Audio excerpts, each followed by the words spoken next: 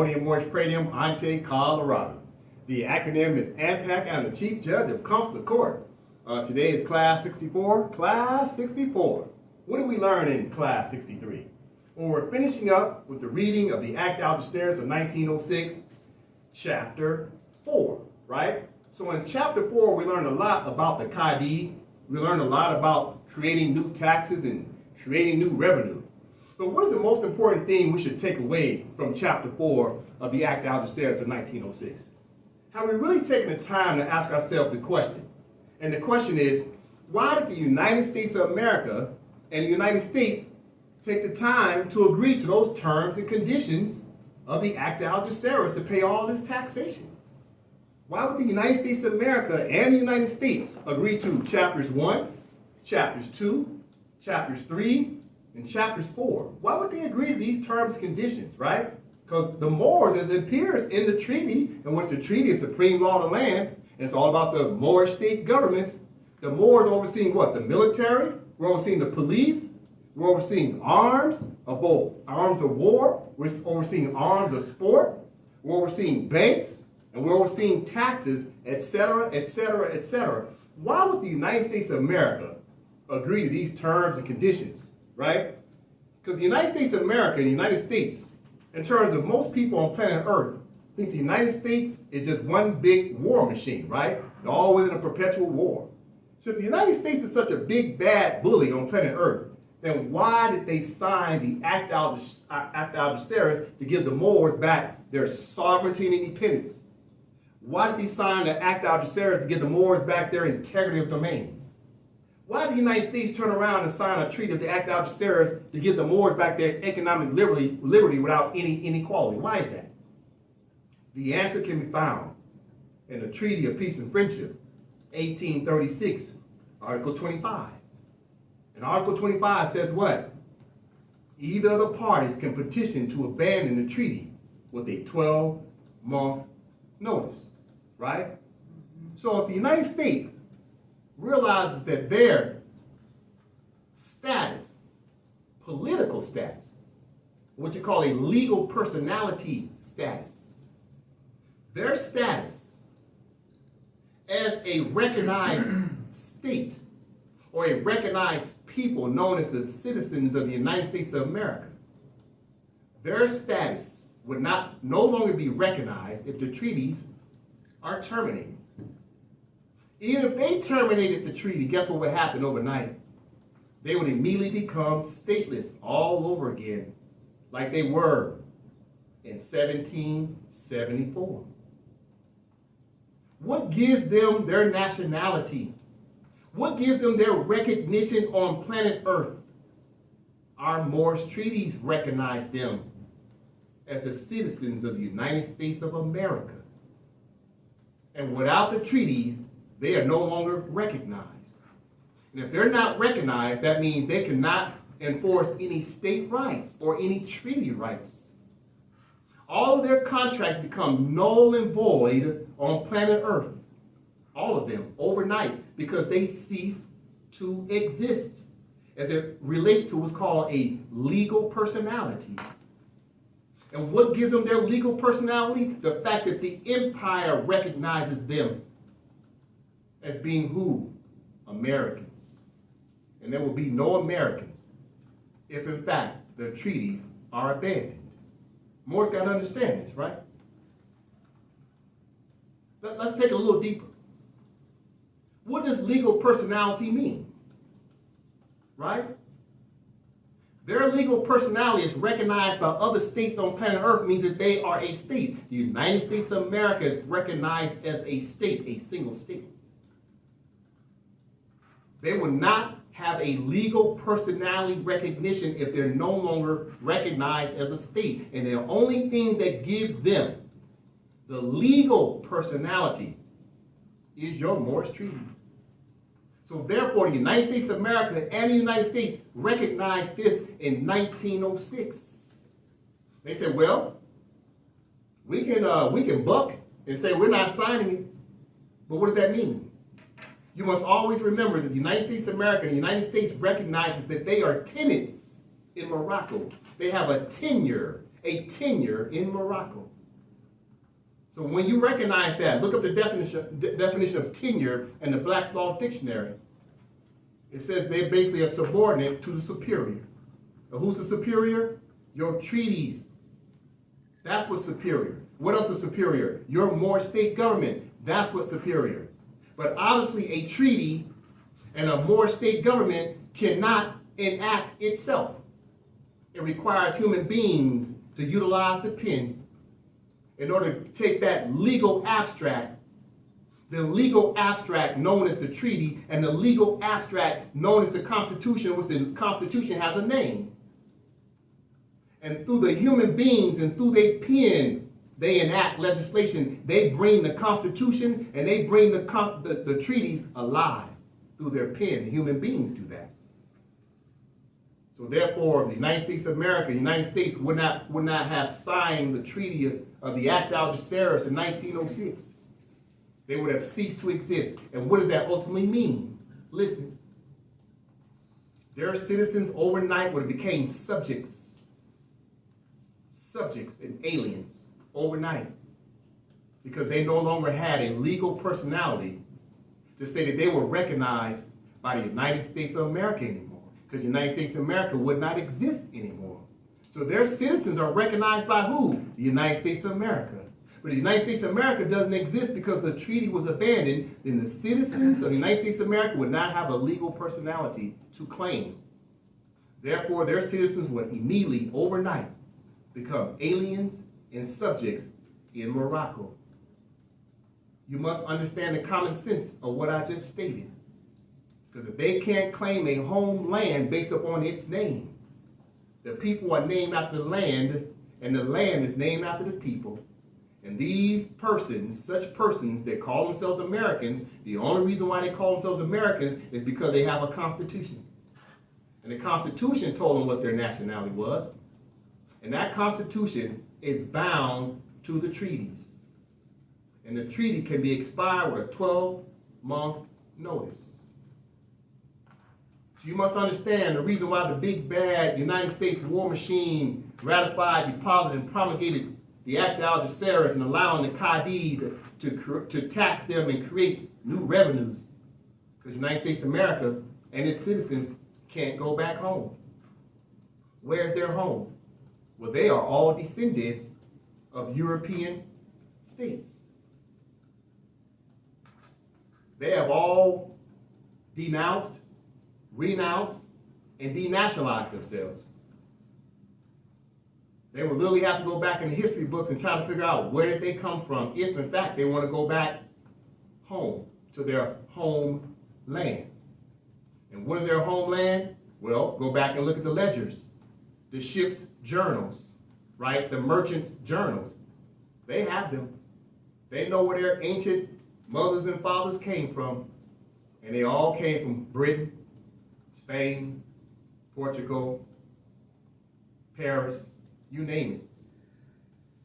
So you must understand, Morris, as we continuously read the Act of Algeciras of 1906. This is a very powerful treaty. This is one of the most powerful treaties ever written in history. On behalf of who? Competent Moorish governments. And the competent Moorish governments, nationals, and the officers of the state who enforce the legislation of that state. That must be understood. All right? Okay, let's go ahead and get into class 64. As you already know, we open up with the Constitution. This is an example of AMPAC's Constitution. All the Moors will need their own Constitution. Why is that? Because it outlines your latitude, longitude. It claims your nationals as your permanent territory, right? Your permanent population or your permanent populace. It claims your government, and it gives you the ability now as being a modern, organic state to get into what? Diplomatic relations with other states on planet Earth. Without the Constitution, the Moors are still, ipso jure, Moor subjects. With the Constitution, immediately your Moor state recognizes you as a Moor. Your Moor state recognizes you as a Moor. You see, one of the biggest misconceptions that the Moors have had for decades We were waking up overnight saying, I'm not black, I'm a Moor. Oh, okay, sounds good. Prove it. I could wake up tomorrow and say, I'm Somalian. Okay, sounds good. Prove it. Can I prove that I'm Somalian, right, as an example? I can say that, I can express that out of my mouth. But who says I'm Somalian? I can say, oh, my consanguinity. Okay, sounds good. Prove it. Where's your state of facts? And the facts about your state. And that the state recognized you as being Somalian. You have state ID, birth record. Did the state recognize you? So the Moors all this time kept saying, I'm a Moor. Okay, sounds good. Tell me the name of the motherland and the constitution that recognizes you being a Moorish national of that state. Is your name on the registration of a Moorish state? Because I can tell you right now, I can tell you that I'm Somalian as an example, but you can't find my appellation on Somalia's registration as a state. Somalia doesn't recognize me as being Somalian. No matter how much I say it, it doesn't make it true. What am I saying? The Moors all this time kept saying, I'm a Moor, I'm a Moor. Sounds good. You got consanguinity, you got prima facie, sounds great. Where's your proper written instrument to prove that a state recognized you? You don't recognize the state. The state recognizes you as a Moor. This is where the Moors have been dropping the ball. We thought we'd just wake up overnight and say, I'm a Moor, and I'm going to force the United States of America to enforce their Constitution. It don't work like that. Tell me the name of the mother who claimed you back as her own. Because the United States of America claimed you as their adopted child. You're the redhead stepchild of the United States. So where's your mother? Your mother's right here. Your Constitution. Your Constitution recognizes you when you consent back to a Moor state government through the proper written instrument, and you renounce and denounce that adopted parent who had you on a naturalization status. Now your Moor state government now recognizes you as one of her own. Now you are Moor by recognition of your state. Now you have a nationality recognized by your state. That's what Moors got to understand. Let's move on. All right. Okay, so what we have up here is the Act of Algeciras of 1906, chapter 5, right? Now, before we get into chapter 5, right? What is chapter 5 about, right? Let's just read the title of it really quickly. Okay, it's about regulation concerning the customs of the empire and the repression of fraud and smuggling. So this right here was set up in sequential order by chapter 4, right? So chapter 4 was all about what? Taxation, etc., etc., etc., right? So now chapter 5 is getting into how do you enforce that taxation? It's a setup, right? Chapter 5 now gets into if you're trying to avoid paying those taxes, here's what's going to happen to you. It's considered fraud. You know, the IRS, according to their statutes of their jurisdiction of the United States Corporation, calls it tax evasion. Tax evasion is a crime, according to their statutes. But guess what? Here's your tax evasion clause right here in your treaty. They don't want to disclose and declare the taxes that they owe to Moors. Guess what? It's fraud. And fraud is a crime. And there's different levels of fraud. We'll talk about that today. Okay, so what was chapter 4 about? Okay, let's summarize before we go into chapter 5. Okay, chapter 4. Mother, could you read that for me, please? The Act of Algeciras, 1906, chapter 4, is about Moorish constitutional state jurisdiction. The Cadi, new taxes, new revenues, a tertib list of persons, deeds, habu properties, rental contracts, dispensaries, pharmaceutical drugs, awarded public works contracts, and the competent consular court judicial authority for any civil and criminal disputes between the competent Moorish states and the USA, between the competent Moorish states and U.S. international organization, between competent Moorish states and organs of an international organization, between competent Moorish nationals and foreign citizens of the USA and the U.S., etc. All right, so that's a summary of chapter 4, right? So now that we're going back now, we're about to enter into the reading of chapter 5. Keeping in mind that chapter 5 now is enforcing the power of the Qadi. It's enforcing Moorish customs. What does Moorish customs mean? We'll learn about that today. But this chapter 5 has approximately 6 articles in it that talks about consular court.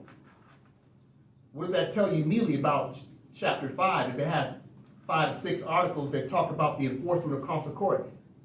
This is what you call tax evasion. This is about civil and criminal acts of fraud. That's what you got to understand as we get started here, okay? All right, so keep in mind that chapter 5 of the Act of Algeciras of 1906 is Articles 77 through Articles 104, okay?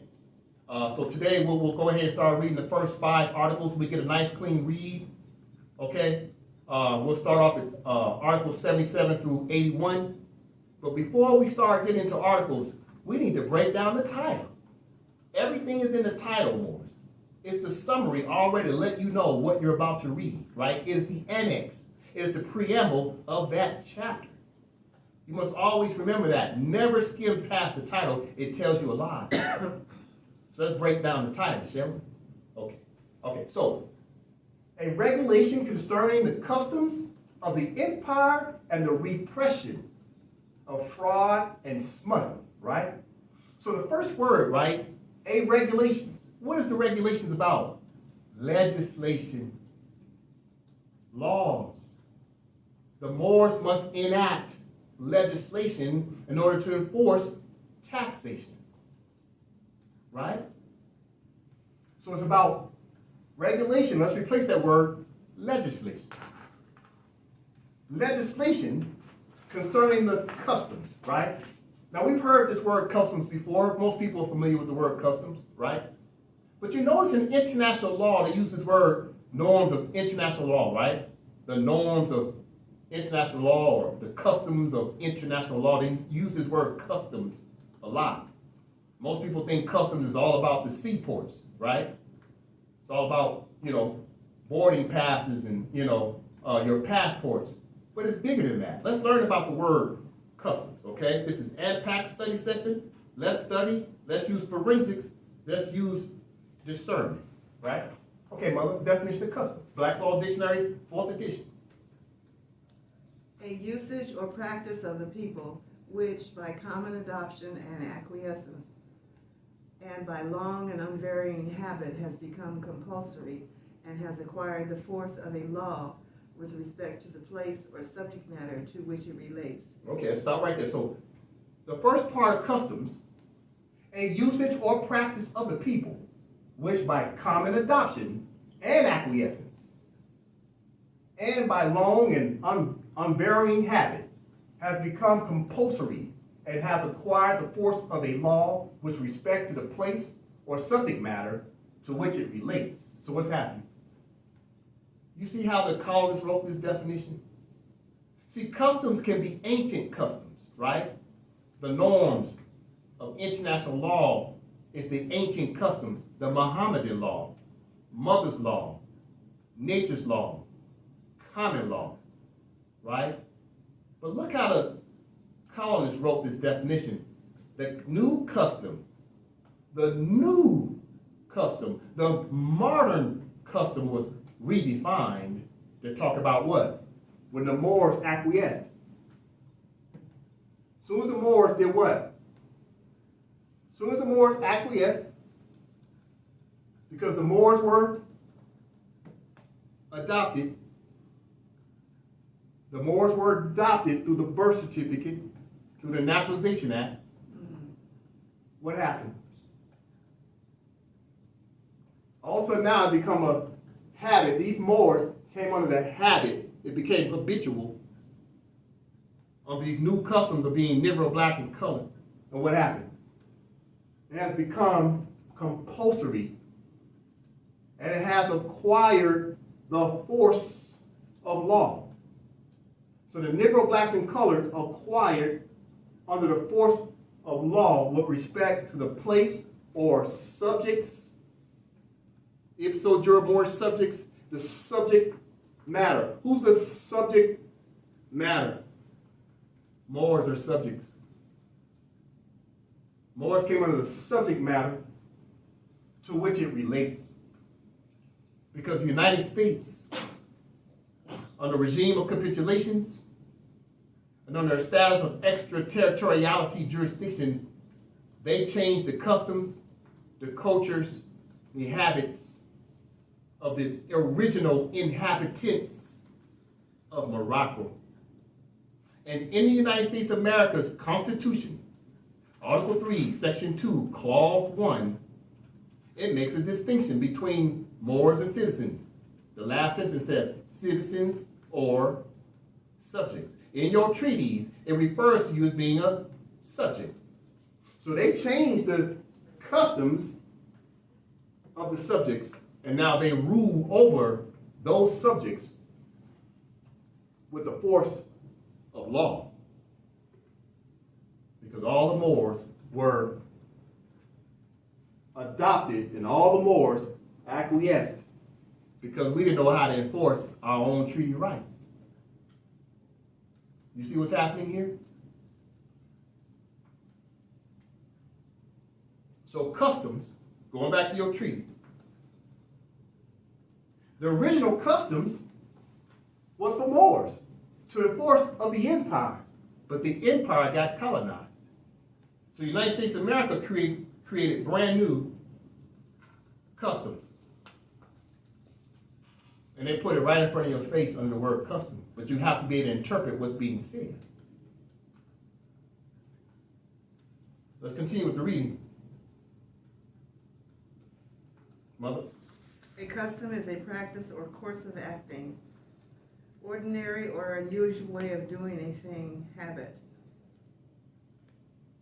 It results from a long series of actions constantly repeated, which have, by such repetition and by uninterrupted acquiescence, acquired the force of a tacit and common consent. You see that last paragraph? You see what they said? Custom is a result from a long series of actions, constantly repeated, which have, by such repetition and by uninterrupted acquiescence, acquired the force of tacit and common consent. The Moors consented to being Negro, black, and colored. And then the Moors, who realized they were no longer Negro, black, and colored, said, "Nah, man, I'm a Moor." Okay, sounds good. Prove it. If you can't prove it, that means you have still consented to the jurisdiction of United States of America, because United States of America adopted you. And so therefore, tell me the name of the mother constitution that has now claimed you back. Your constitution of the Moor state government, that is the mother who reclaims and restores the mothers and sons in Morocco. And until then, everything you do is tacit. What does tacit mean? Silent agreement. Because you don't understand how to check the boxes.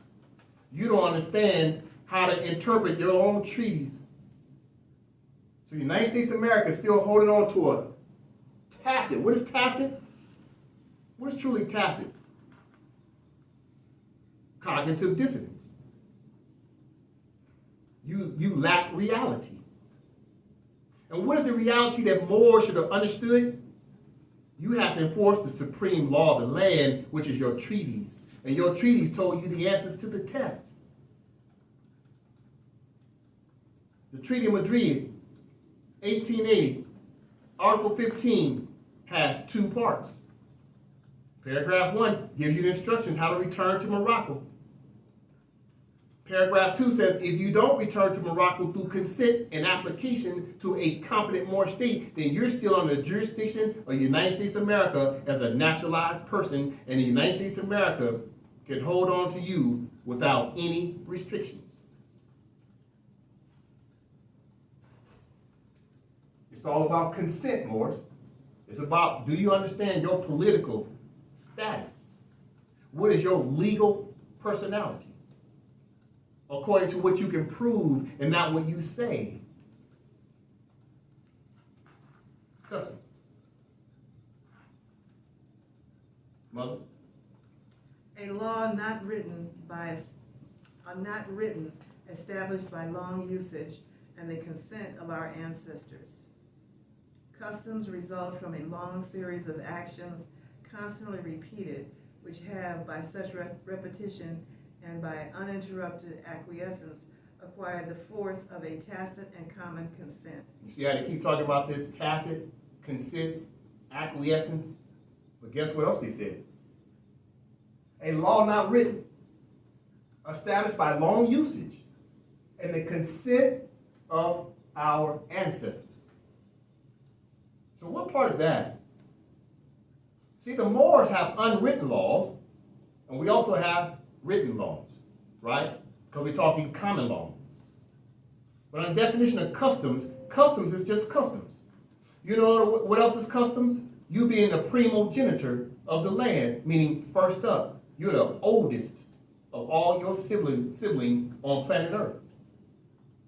That's not written down anywhere, but that's called primogenitor. That's called indigenous. That's called aboriginal. That's what you call the common law. Customary norm is whoever's up next in the chain of events. Who's up next? Who's the oldest? Right? You go over and look at Great Britain, you got Queen Elizabeth, right? Prince Charles, right? Who's after Prince Charles? Is it Henry? Yeah, Harry, Harry. right? Where's that? All of them up next. Elizabeth goes down, right?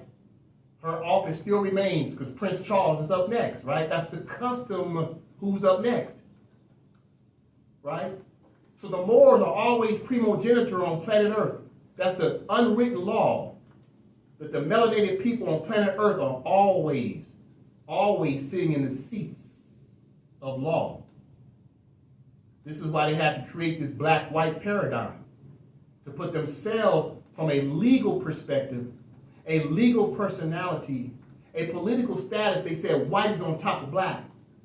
It's the crayon game, right? Caste system. So they reversed it. They said, no, white's on top of black, but it's a crayon game, right?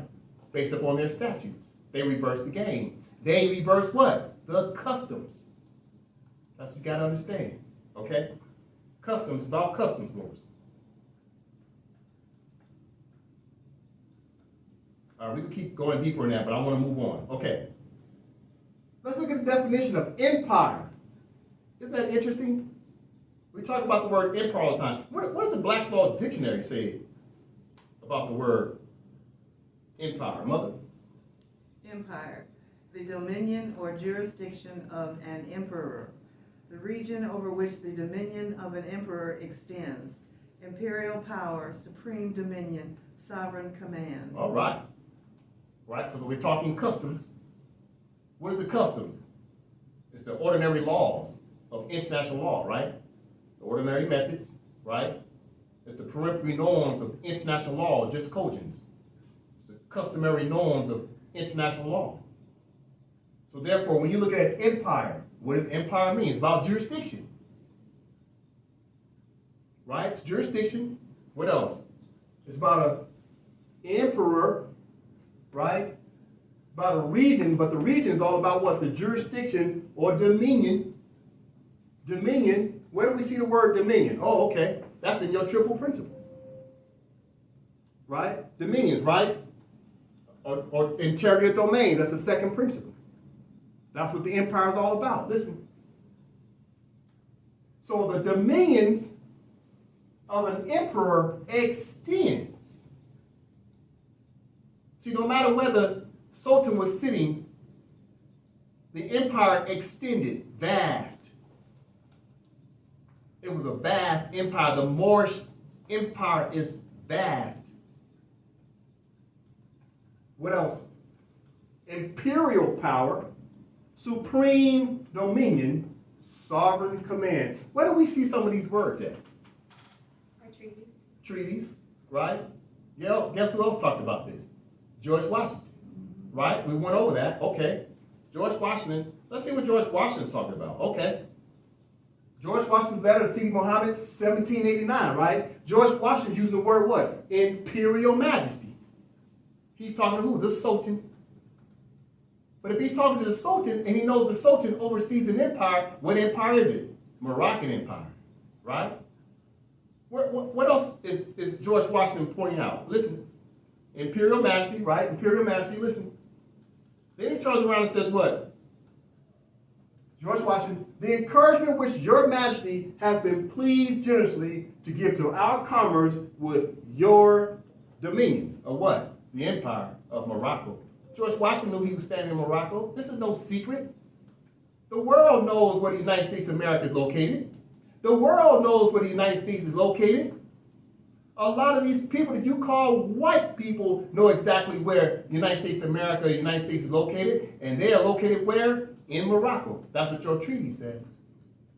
When in doubt, pull out the treaty. And the treaty says the United States of America and the United States is in Morocco. And then George Washington says what? The United States of America, the United States is attachment to your imperial majesty. What's the imperial majesty? Empire. Right?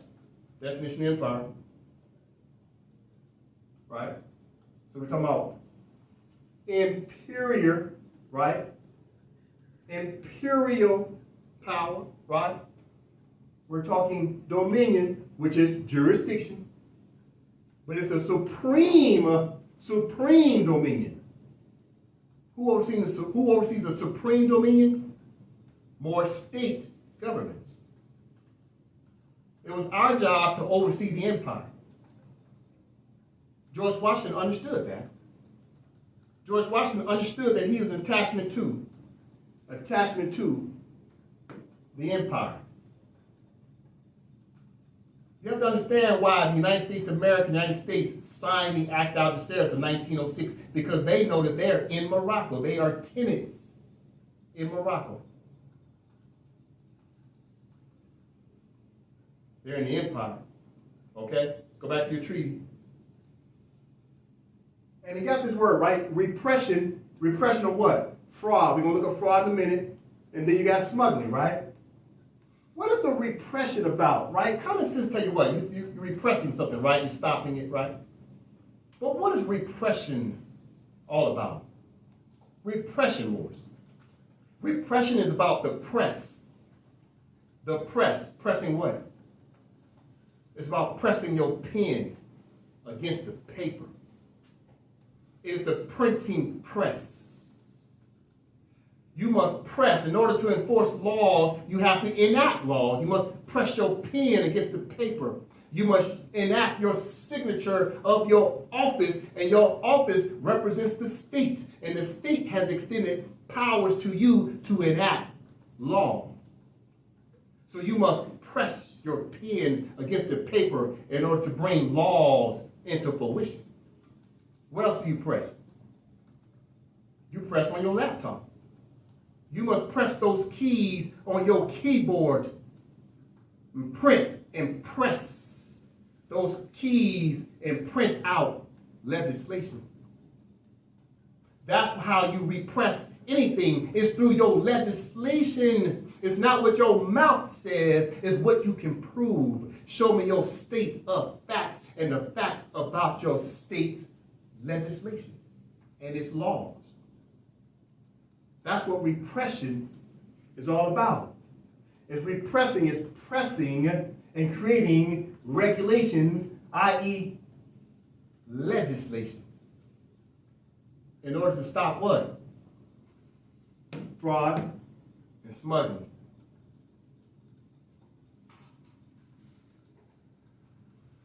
Let's look at the definition of fraud.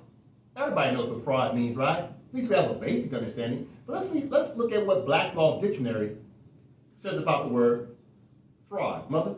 An intentional perversion of truth for the purpose of inducing another in reliance upon it to part with some valuable thing belonging to him or to surrender a legal right, a false representation of a matter of fact, whether by words or by conduct, by false or misleading allegations, or by concealment of that which should have been disclosed, which perceives and is intended to deceive another, so that he shall act upon it to his legal injury. Okay, thank you, Mother. So fraud, right? It's a simple read. But what is it really saying? See, fraud comes in two classifications, right? They can be knowingly fraudulent behavior and unknowingly fraudulent behavior. Fraud can be knowingly and fraud can be unknowingly. Who's committing fraud right now? Negroes, blacks, and colors. They're unknowingly committing fraud because they're not black. Black is a fraud. Black is colored. Black is colorable, right? These things are fraud, counterfeit, an illusion. It's not recognized. Black is not a nationality. There's no such state or country on planet Earth named black. There's 55 states in Africa. None of them are named black. There's 50 states in Europe. None of them are named white. It's fraud. So fraud can be knowingly and fraud can be unknowingly. It's fraud.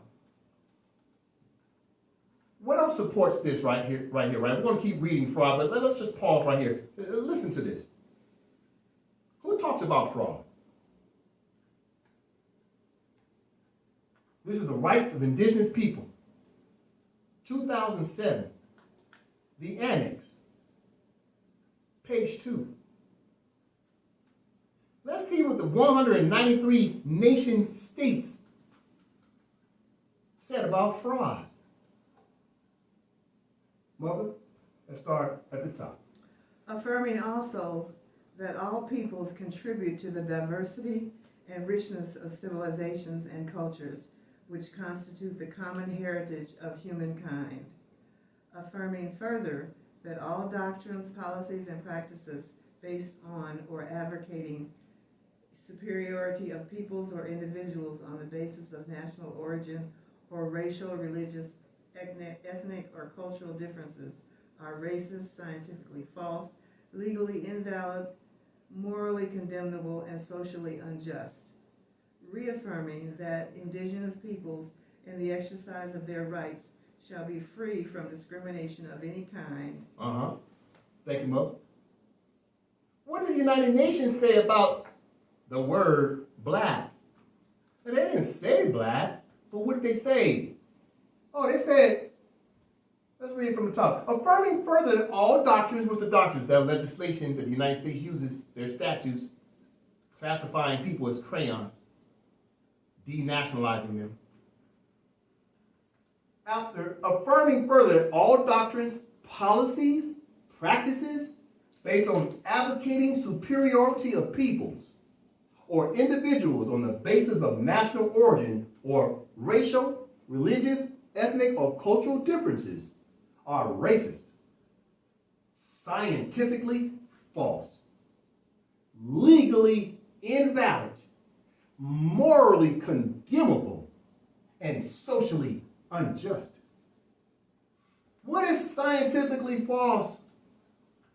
No such thing as black people. There's no such thing as white people. There's no such thing as red people. There's no such thing as yellow people. There's no such thing as brown people. That is scientifically false. And since it's false, it immediately made it what? Legally invalid. Because any such persons that call themselves black, or any such persons that refer to you as being black, is committing something that's legally invalid, making it scientifically false, because anything false is what? Fraud, fake, colorable, color. And it's against international law. What about international law? It goes against the customs of international law because people are not crayons. People are not artificial colors. This is artificial. This must be understood. We're talking customs. We're talking fraud.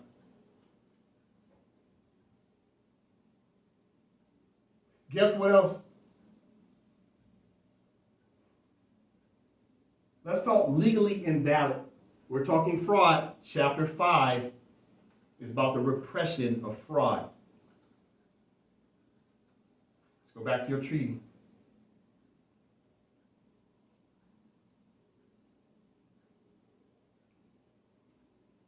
Fraud. But keep in mind, the Act of Algeciras of 1906 is about who as well? It's about foreign citizens, subjects, and proteges. Always keep that in mind. That's one of the common denominators to this treaty. So the subjects, Negro, blacks, and colors, African Americans, are in a status of fraud, knowingly or unknowingly committing fraud. But guess what else is fraud? When Moors say that they're Americans, we're not Americans, that's fraud. Why?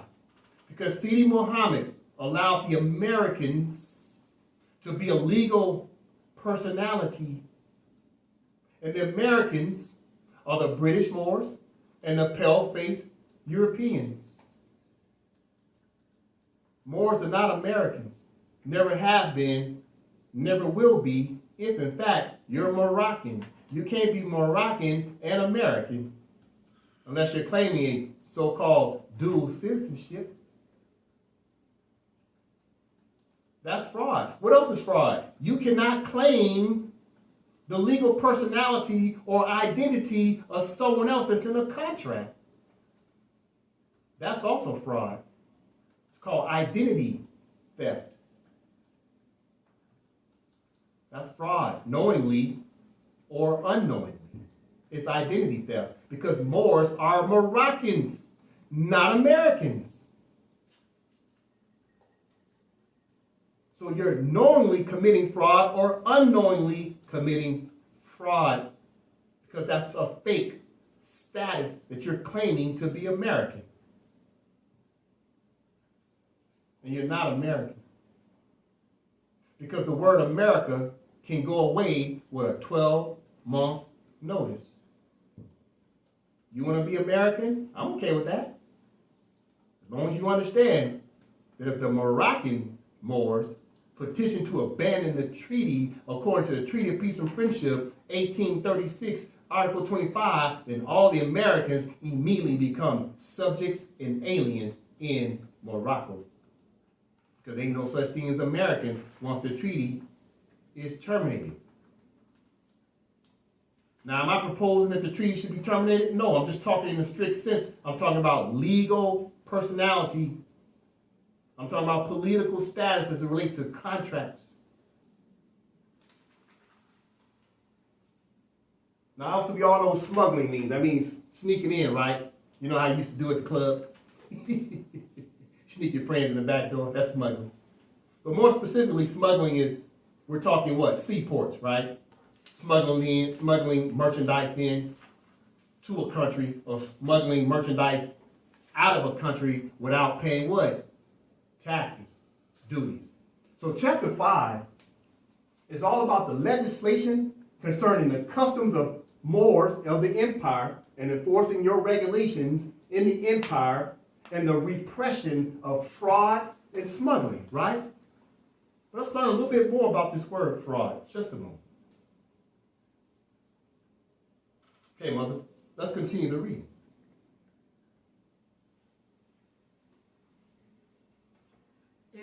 This is still fraud, right? Yes. Any kind of artifice employed by one person to deceive another. A generic term embracing all multifarious means which human ingenuity can devise and which are resorted to by one individual to get advantage over another by false suggestions or by suppression of truth, and includes all surprise, trick, cunning, dissembling, and any unfair way by which another is cheated. So the Moors have been cheated, right? How were we cheated? The United States of America never referred to as our contract party name. They never referred to us being Moors. They didn't refer to us being subjects. They referred to us being what? Negro, black, colored, African American, slaves, minority, right? And we all know the N-word. Anything but the contract name, which was subject or Moor. That's fraud when you knowingly commit a lie. And then the Moors unknowingly was committing fraud, and we acquiesced and agreed and consented to the statutes that referred to us as being aliens, subjects, and denizens. You must look up the word denizen. Look that up in Black's Law Dictionary. You'll understand what that means. That means stuck between an alien and a subject, and the Moors were aliens. What made us aliens? Their legislation. Listen to me. Definition of person. This is 5th edition. 5th edition, Black's Law Dictionary. Okay, definition of person. We're going to come on down. Let me show you something. Obviously, a person is a corporation, right? Person is a foreign government, right? Let's come down. Let me show you something specifically. We're talking legislation, Moors. The United States of America has been using a pen on us, and we've been consenting, and we've been in a status of acquiescence.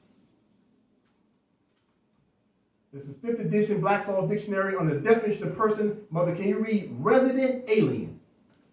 A resident alien is a person within the meaning of the due process and equal protection clauses of the 14th Amendment. Thank you. What's the 14th Amendment? Then they all say, yeah, we put the slaves on the 14th Amendment and we let them free. Our colors are not free. That's not true. Listen, on the definition of person, Black's Law Dictionary, 5th edition, person, subsection, resident alien. Negroes, blacks, and coloreds, African Americans, minorities, are listed under the 14th Amendment as resident aliens. Why? Because the United States of America and the United States knew that legally, they could not really make Moors true citizens of the United States of America because that's not your nationality. Your nationality was Moor. Your status was Moorish. And they knew legally that under what's called forced assimilation, they could not force you to be a citizen, so they enacted legislation, and under that legislation, they referred to you as an alien. What does alien mean? You're stateless. You have no land to claim. Your mother is not claiming you anymore. You are what you call born as a John Doe. You have no mother. This is their Black's Law Dictionary. Listen, resident alien. A resident alien is a person, quote unquote, within the meaning of the due process and equal protection clauses of the 14th Amendment. And what is the 14th Amendment? Legislation. You see how they're using their pen on us? And they listed us as resident aliens. And what does resident mean? A temporary stay. They knew that we were staying temporarily in their so-called jurisdiction, because where is their jurisdiction as it relates to ipso jure more subjects? The jurisdiction is right here in your head. You think they have jurisdiction over you. It was all in your head. They're in your head thinking that you're black, Negro, African American, and Moorish American. Because there ain't no such thing as Moorish Americans. Because America is the name on a contract. If you're a Moorish American, that means you're a British Moor. That means you're a Portuguese Moor. That means you're a Spaniard Moor. That means you're a French Moor. That means you're a German Moor. That means you're a Scottish Moor. And all of those Moors are immigrants in our land, immigrant with an E. And they're the ones who are residents, have a resident status in Morocco, because they're not Moroccans. Moors are Moroccans in Morocco. The land is named after the people, and the people are named after the land. So the United States of America listed us as what? Aliens. Why? We had no more motherland. We had no constitution. We had no state. Our government got usurped, annexed under use of force. This is why we went over the definition of customs. They talked about the use of force and the laws they enacted against Moors. Don't get me wrong, there's a lot of sellout Moors that helped them to do this. The word colonist has no face. It's an action.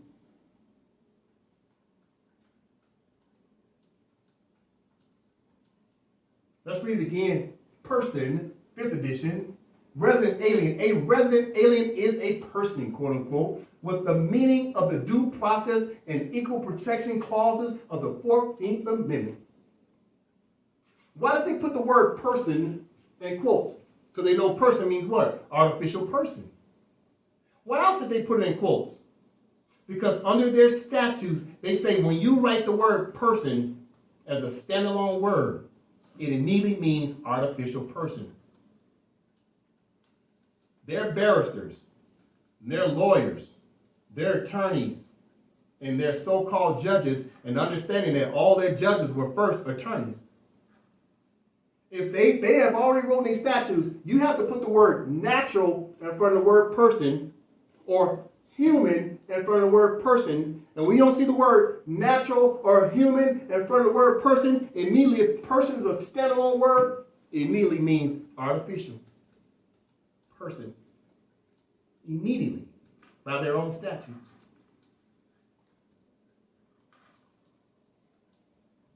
So therefore, if you're an alien, which means you have no nationality, and the United Nations, on the rights of indigenous people, say, yeah, you know, United States of America and all your colonialism, everything you're doing in the Moors land is legally invalid and morally condemnable. Because everything the United States of America and the United States and the sellout Moors are doing is scientifically false. That must be understood. Let's go back to the definition of fraud.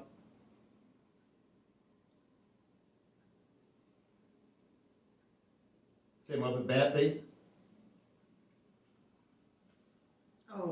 Bad faith and fraud are synonymous, and also synonyms of dishonesty, infidelity, faithlessness, perfidy, unfairness.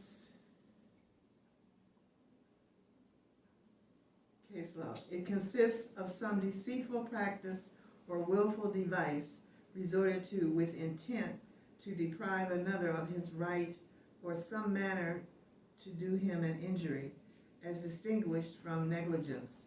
It is always positive, intentional. All right. Case law Okay, start right there. Okay. Thank you, Mother. So fraud, some manner to do him an injury, right? As distinguished from negligence, it is always positive, intentional. What does that sentence mean? Isn't that a little confusing? Let's read it again. As distinguished, we're talking fraud, as distinguished from negligence, it is always positive, intentional. What is that? Negro, blacks, and colors, minorities, African Americans refer to themselves as being these things. They're committing fraud, but it's unintentional. It's distinguished from intentional fraud. United States of America listed us as black. That's intentional. But we as a people consented to being black and turn around and said, I'm black and I'm proud. You consented to it, unknowingly committing fraud. What else is fraud? You must understand, Morris. Fraud can be unknowingly and committing something knowingly.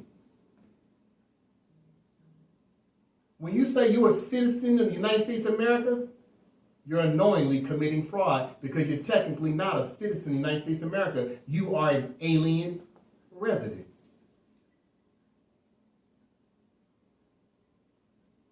We at some point got to understand as Moors, we got to put a little bit of this onus on ourselves as people who call themselves Negro, black, colored, African American, minority, and Moorish American.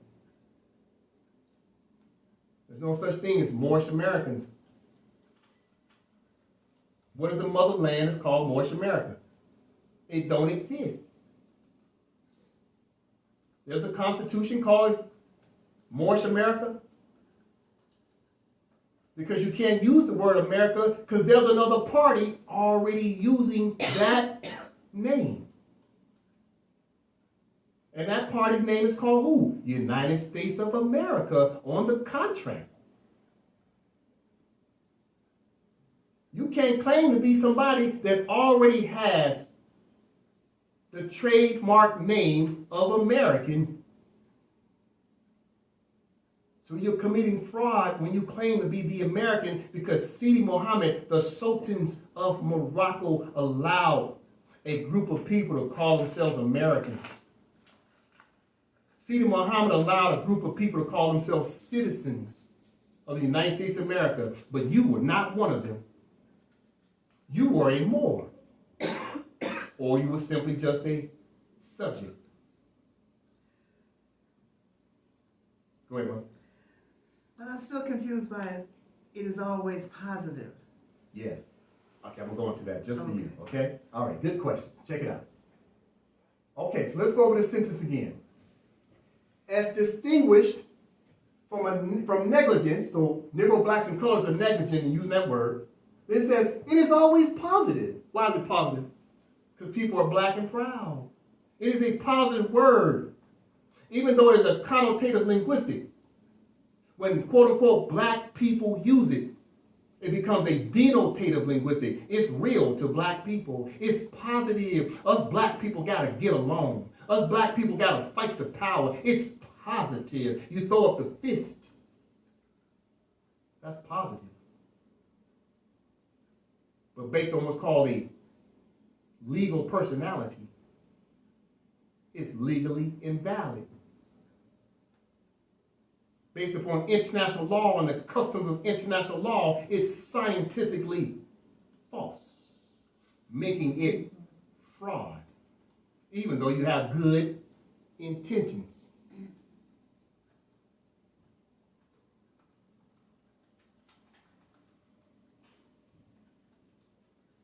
Let's continue.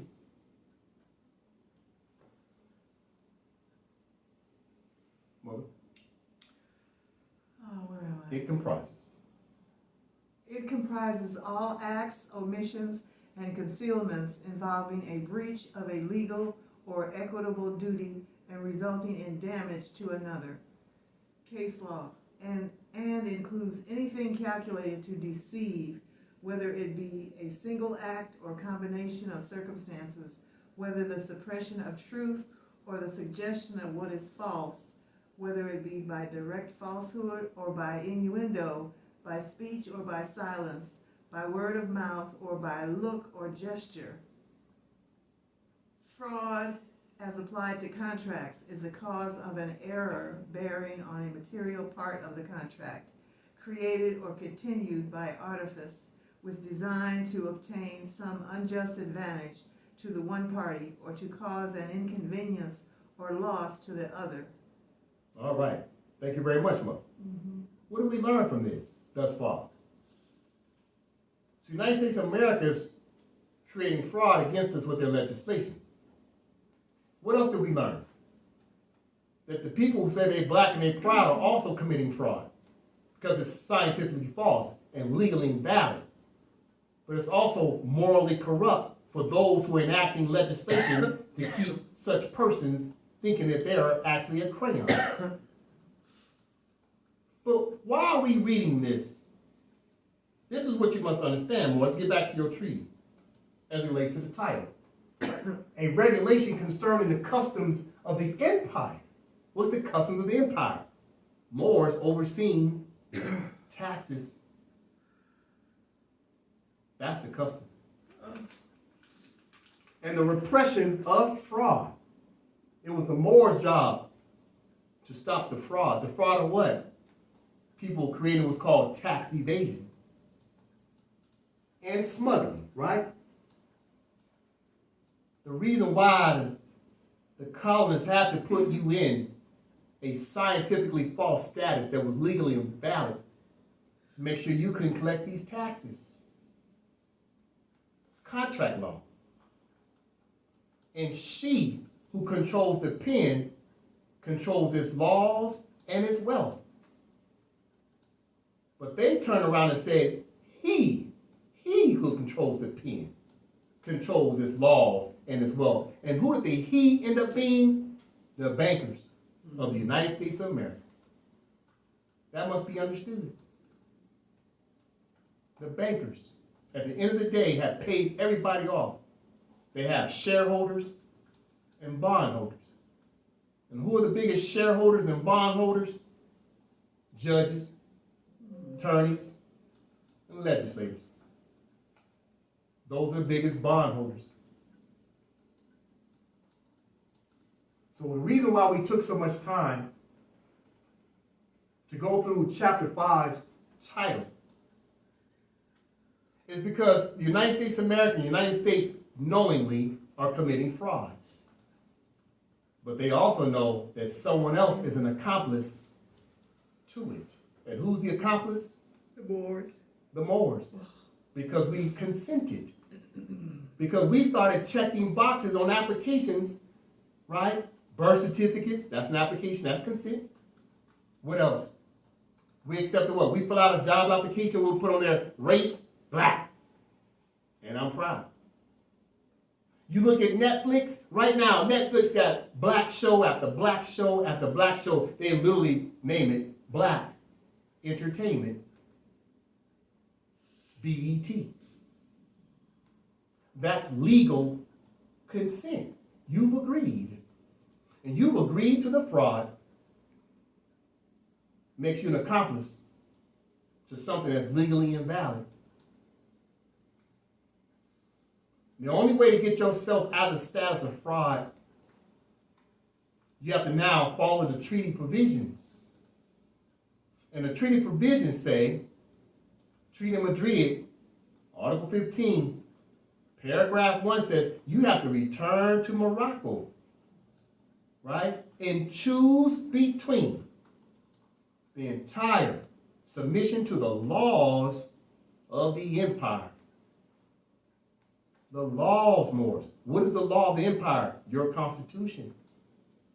Legislation. Have you, as Moors, stood in front of a competent Moorish judge?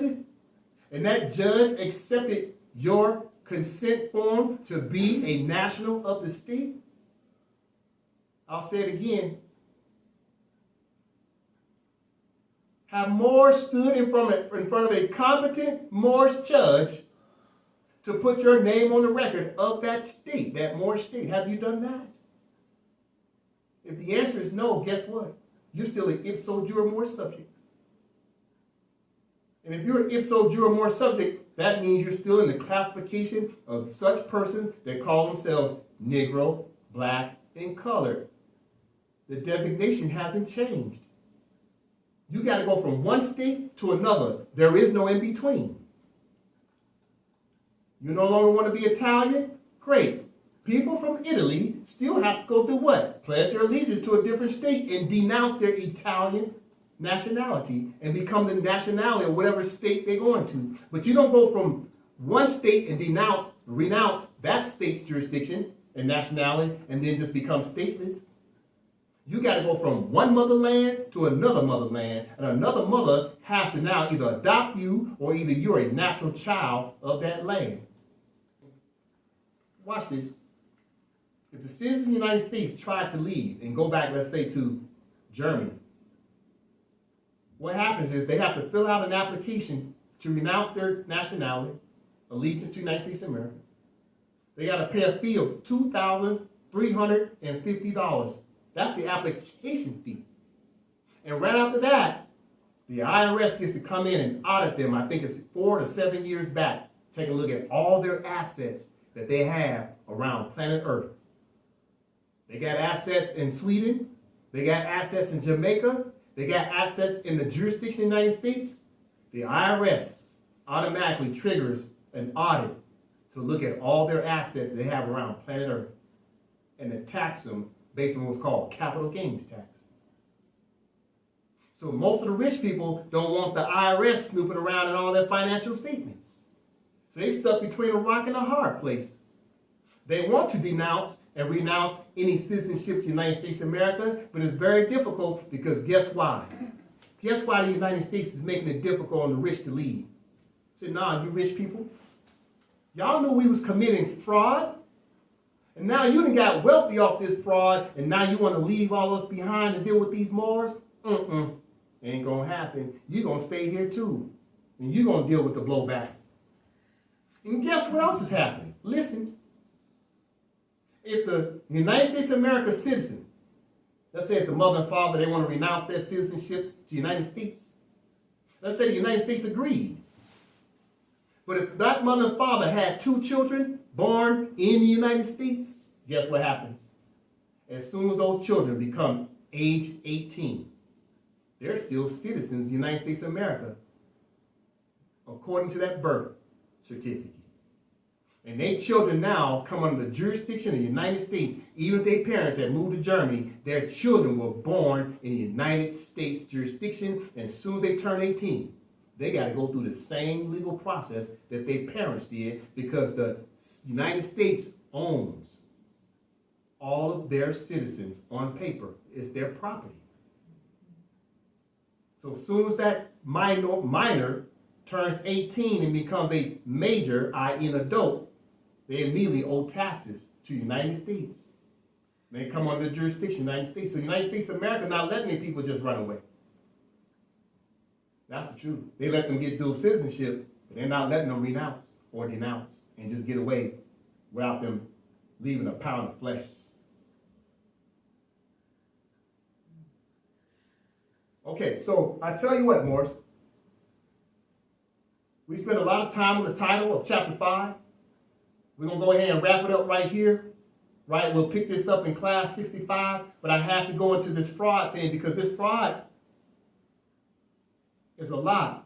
It's a lot of fraud going on by the Moors.